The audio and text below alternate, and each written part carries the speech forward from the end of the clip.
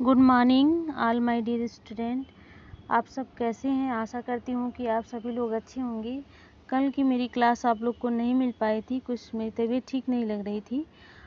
आज मैं आप लोगों को जो बुद्धि की क्लास ले रही थी उसी में आगे कंटिन्यू करूँगी। बुद्धि के चैप्टर में आप लोग सिद्धांत में आप लोग एक कारक सिद्धांत और द्विकारक सिद्धांत आप लोग पढ़ चुके हैं, और इसके बाद हम लोग पदानुक्रमित सिद्धांत के बारे में आज पढ़ेंगे। पदानुक्रमित सिद्धांत जो है उसके प्रतिपादक फिलिप बर्मन थे।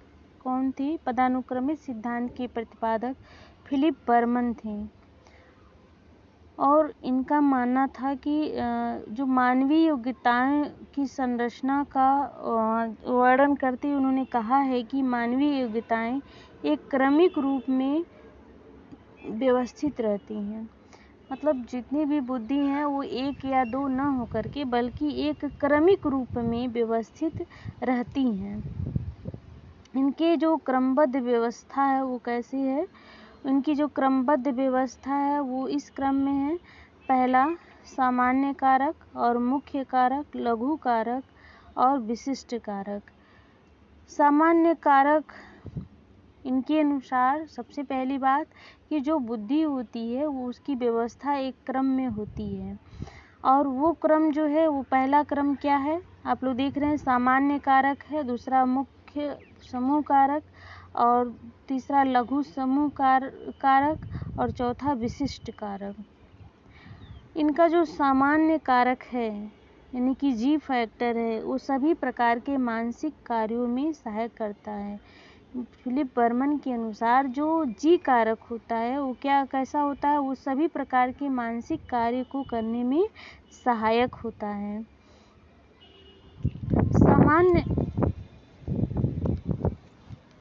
सामान्य कारक जो होते हैं वो दो प्रकार के होते हैं, शाब्दिक शैक्षिक योग्यताएं और गतिक व यांत्रिक योग्यताएं।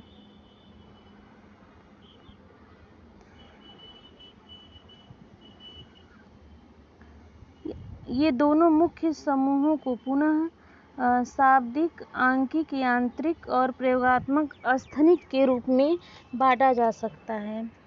ये विशिष्ट कारक स्पीयरमैन के यश कारक के समान होते हैं।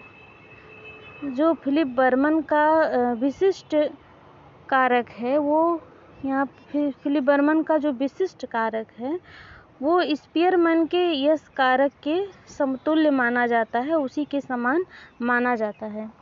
और जो वर्णन की जो दो मुख्य समूह हैं वो कैटल के ठोस बुद्धि के समान माना जाता है। कैटल की बुद्धि अभी आप लोग पढ़े नहीं हैं, आगे हम बताएंगे।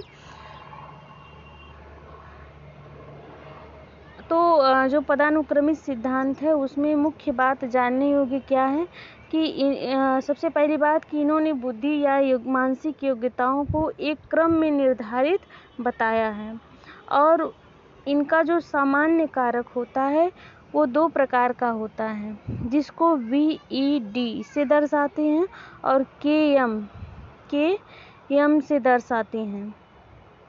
तो परीक्षाओं में ऑब्जेक्टिव ये पूछता है कि ये दोनों जो शब्द हैं वो किस मनोवैज्ञानिक से संबंधित है, तो वो फिलिप बर्मन से संबंधित है। इसके अलावा पूछता है कि जो स्पीयरमैन का यश कारक है वो वर्णन के किस क्रम की योग्यता के समतुल्य मानी जाती है, तो वो किसके समतुल्य मानी जाती है? विशिष्ट कारक के यानी कि जो फिलिप बर्मन का विशिष्ट कारक है वो स्पीयरमैन के जो यश कारक है यानी स्पेशल बुद्धि है उसके समान मानी जाती है।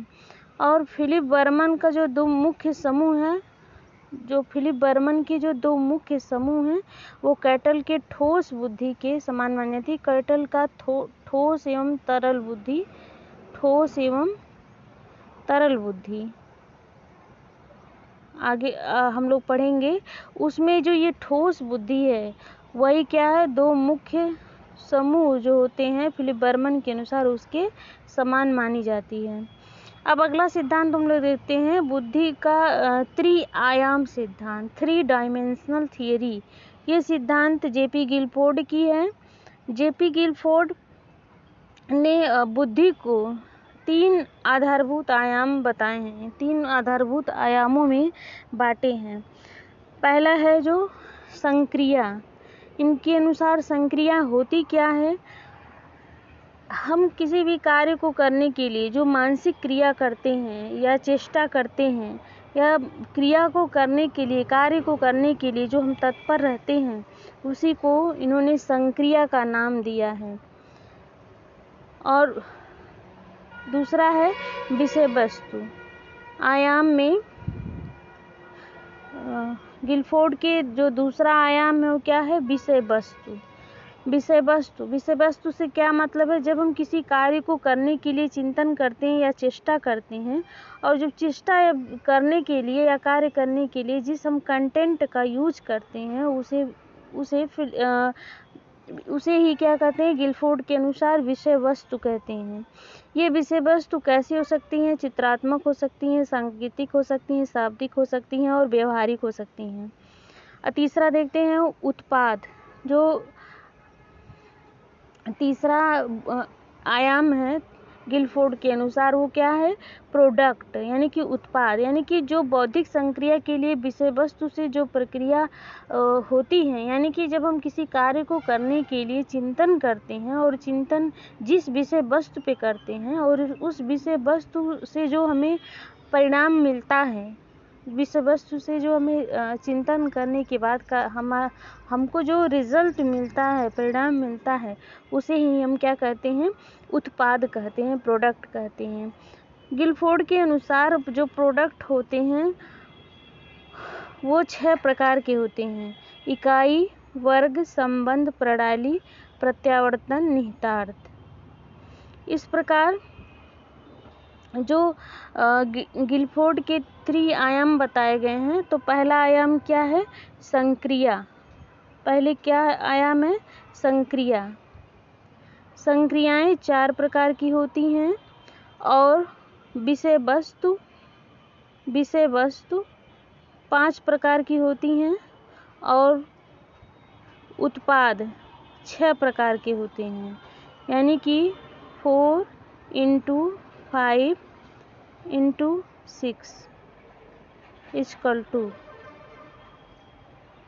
तो गिलफोर्ड के अनुसार जो हमारे बुद्धि को निर्धारित करने वाले जो कारक होते हैं, 120 कारकों को उन्होंने निर्धारित किया है, यानी कि 3 तरह की संक्रियाओं से 120 कारक को इन्होंने निर्धारित किया है।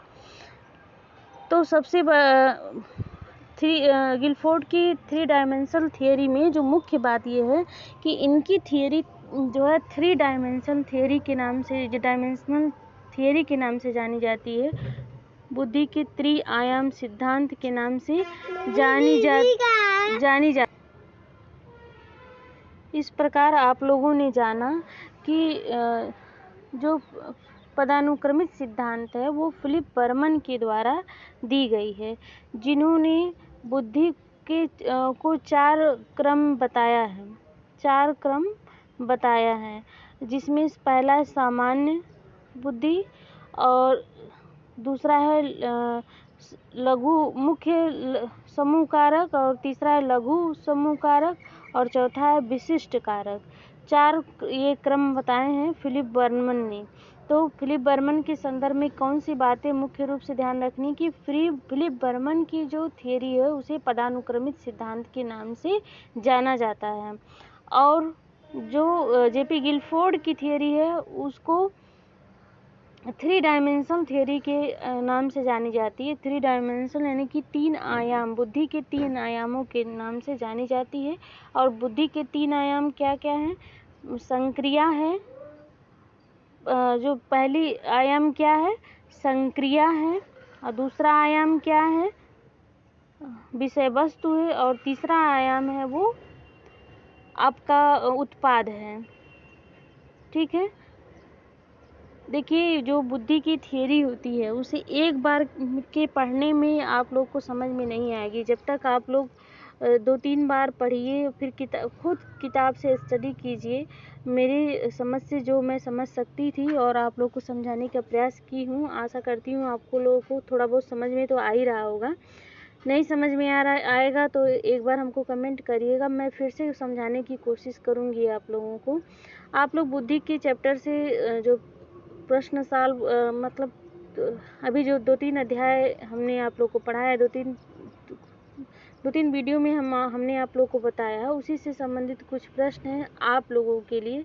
देखते हैं आप लोग उत्तर देते हैं इसके विषय में कि नहीं। पहला प्रश्न है कि बुद्धि परीक्षणों को विभक्त करते हैं, किस में करते हैं, 2 भाग में या 4 भाग में। और दूसरा प्रश्न है सतर्क रहने की शक्ति का नाम बुद्धि है। सतर्क रहने की शक्ति का नाम बुद्धि है।